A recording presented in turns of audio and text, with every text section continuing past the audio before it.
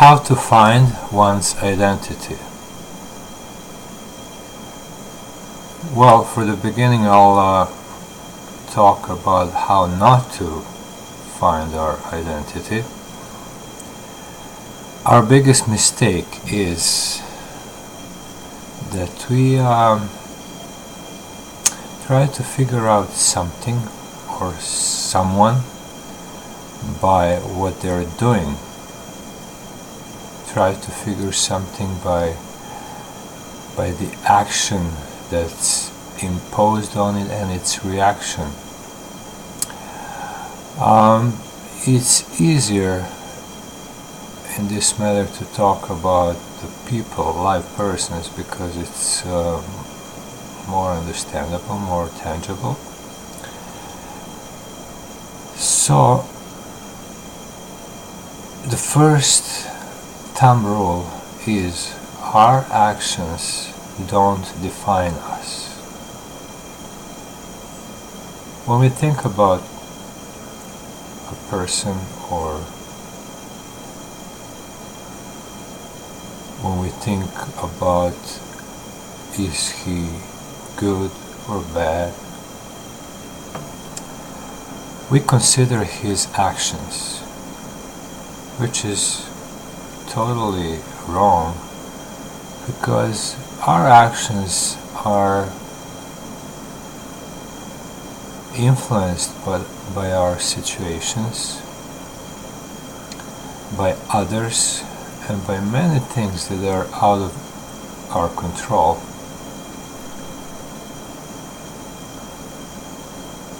So instead of actions, what somebody is doing, we should concentrate on the being, how that person is, not what is he doing or not doing, because what we are is much more important than what we do. What we do is also important, but not as much as what we are, because what we are defines what we could do. We cannot do anything that's not defined by who we are. But even who we are allows for much more actions than we're actually capable of. Any action could be taken by choice. So most of the times we have choice. Multiple choice, very often. And we choose only one option.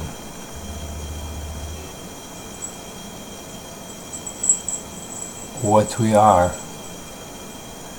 defines our actions. It's not the other way around.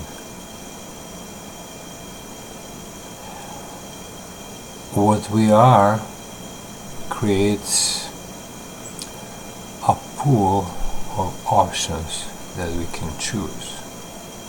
Somebody else has some different pool. Many things are similar, overlapping, but each one of us is unique.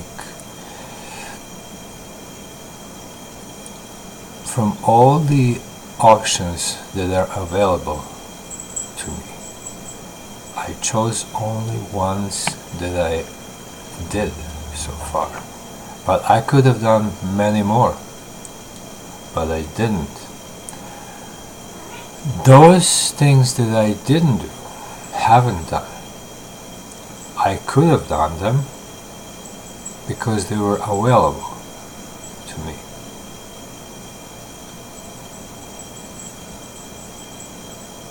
And of everything that I have done, everything was my choice. whether voluntary or involuntary. it was my choice anyway.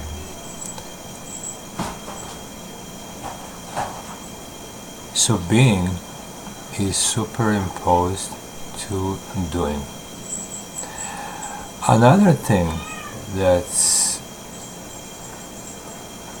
creates many problems in finding out our true identities is the reality. How do we assess the reality?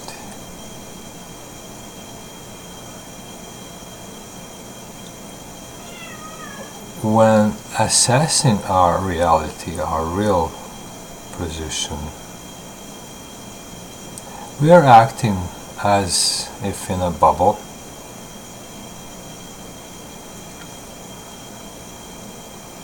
because there's basically two types of realities. A reality that is the big reality that everybody's in, and another type of reality is the reality that we are creating. Being the integral part of the creator, we do have that creative power to create our own world. But it's limited to us and to some people around us. Only the creator affects all the creatures. We don't have that capability. We can affect several or many people, but not all of them. So when those two types of realities clash, the one that is, regardless of what we do, and the other that we create, some confusion arises. We think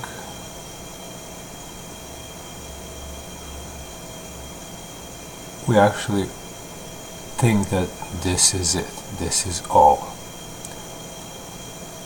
But we often forget what most of us usually know. What's reality for me, it's not for somebody else, and the other way around. Most of the times those individual realities overlap, and that's how the mutual understanding is possible. Two people with totally different realities that don't overlap, are not able to understand each other.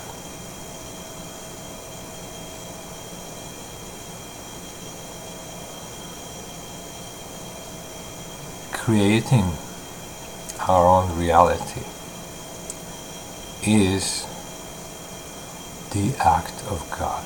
We are acting like gods. The only difference between each one of us and the God is in size. There's no difference in quality. We are of the same substance, and each one of us. But we are so limited, so minuscule. So our realities last for some time.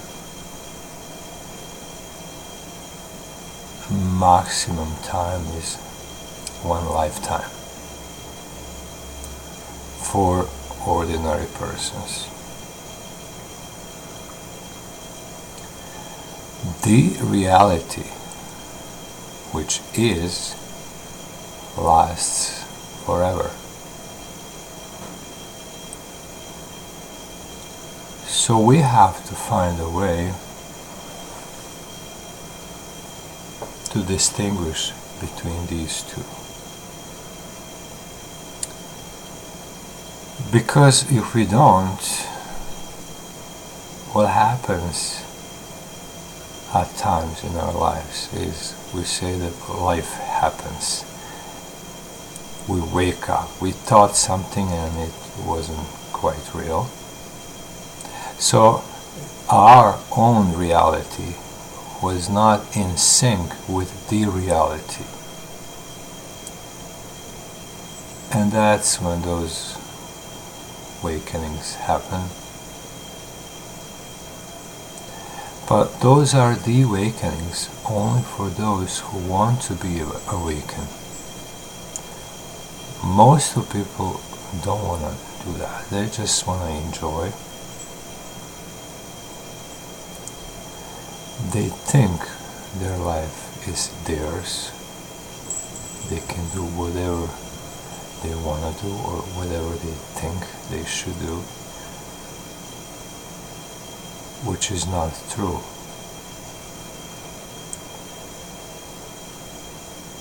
By considering these two things, the first one, difference between being and doing, and second,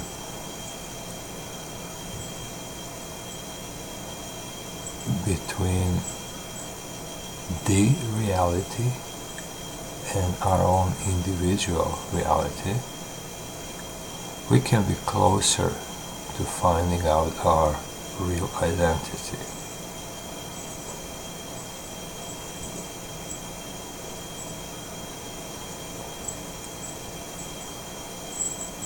To illustrate this, here's the example.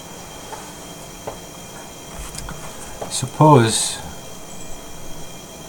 I decide to be a better man, better person. How do I do that?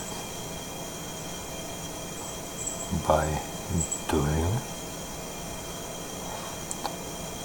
or by being? In order to do that, I can employ whatever I picked up, all the good practices that I think are good for me, and at first acting like a good man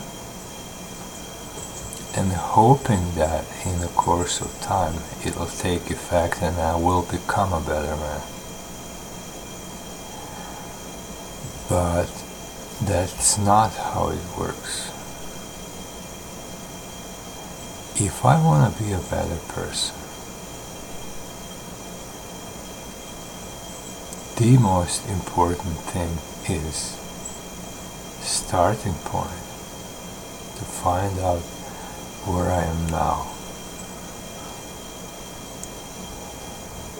What am I like? Am I good or bad? Maybe I'm already good. Maybe I'm so bad that I can't become good or any better.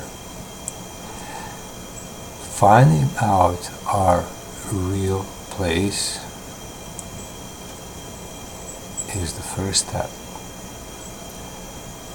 Don't rush to your end goal. Don't skip steps.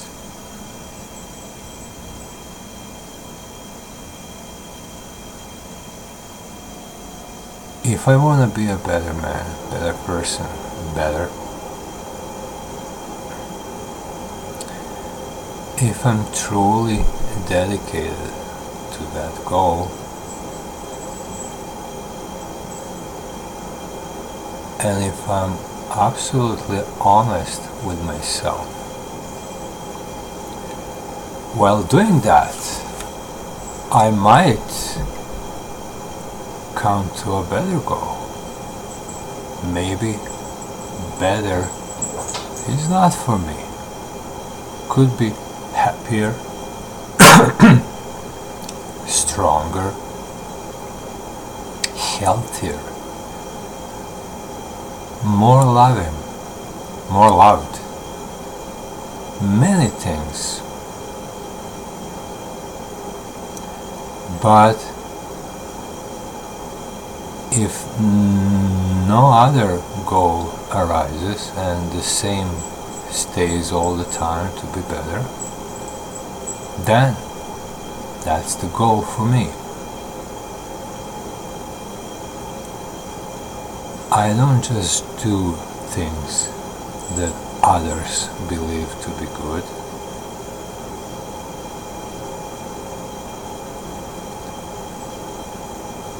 Rather, whatever I do, I assess the situation after that. Did it bring me closer to that goal or no?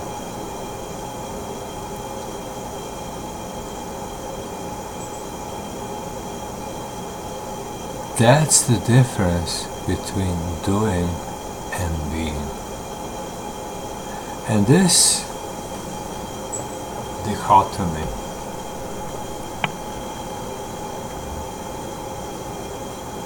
is more of a matter of expression. You can't really grasp the essence of it if you're thinking in words, in concepts.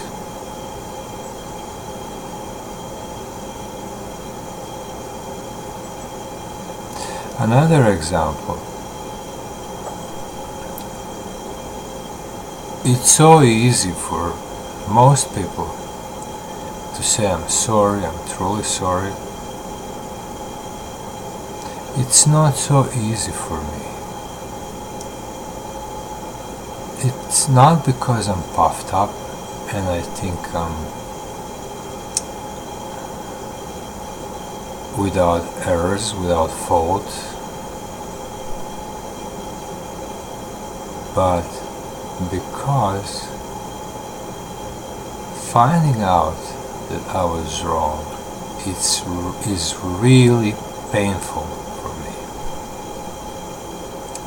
and not in a sense that I want to defend myself, to justify myself. No, it's in order not to do that again, or in other words, not to come into the same situation. Being wrong, being in fault is very painful for me. That's why I just can't say that I'm sorry. If I say I'm sorry, that's only 10% of what I really feel. But it's okay to apologize to people. That's all you can do at the moment. But to be devotedly, seriously, sincerely on that course to be better is the real solution. I don't want those situations to happen to me anymore. Each one instance is painful to me, even when I only remember it.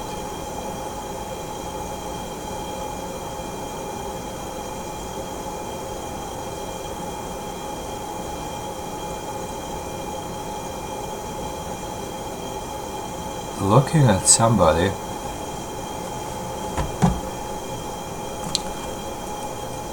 shows our focus, what we are interested in.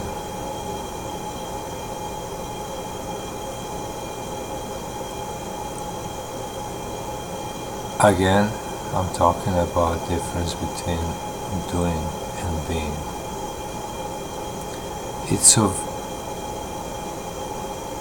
small consequence what we do. Yes, it has some weight in it, but that shouldn't be our focus. focus is on being. In one of my previous videos in Serbian language, I explained purpose of our senses: sight, hearing, smell, touch, taste.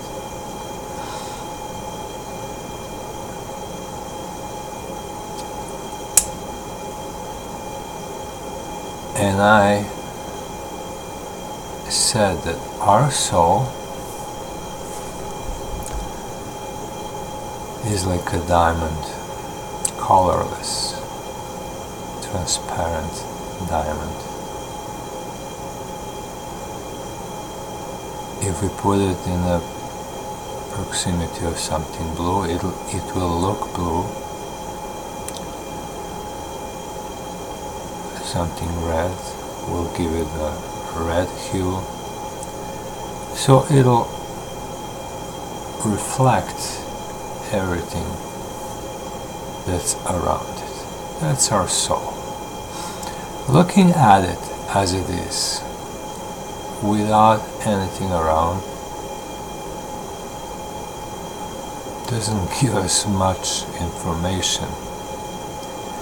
But that's only for our senses. Our senses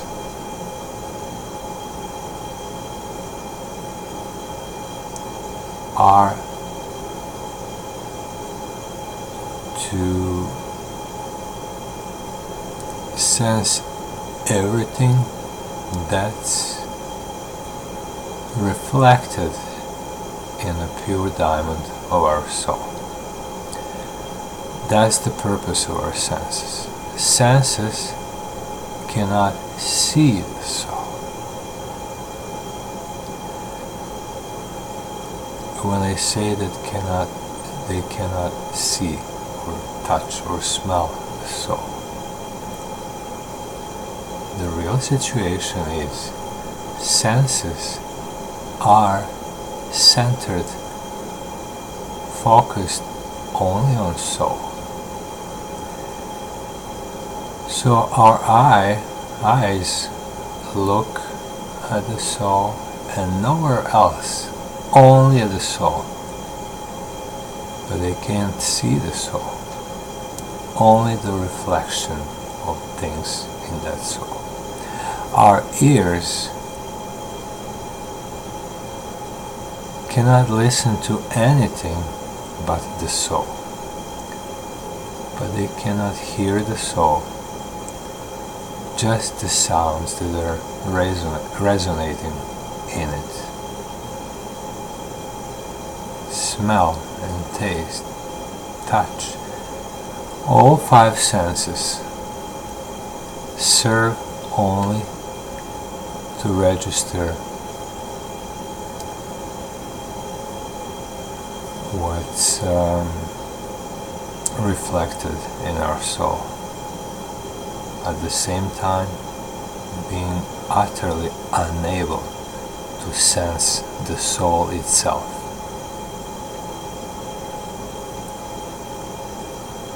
That's the limit and scope of our senses.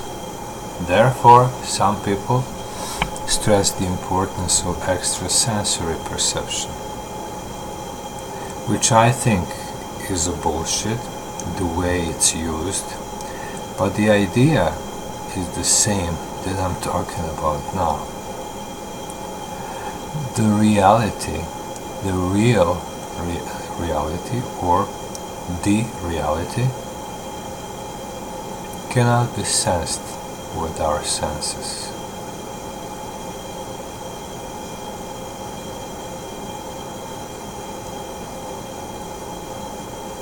The reality is our soul. Senses are helpless. And again, they only listen to the soul, tasting the soul, touching the soul, etc.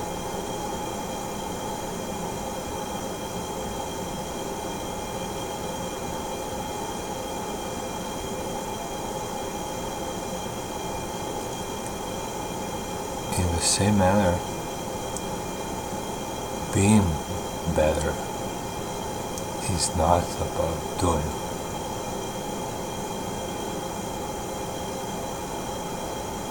Is it about being?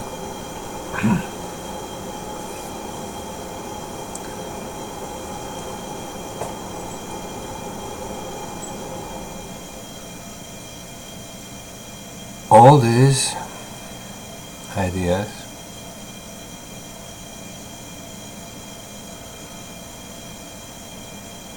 I spoke in English, so goodbye.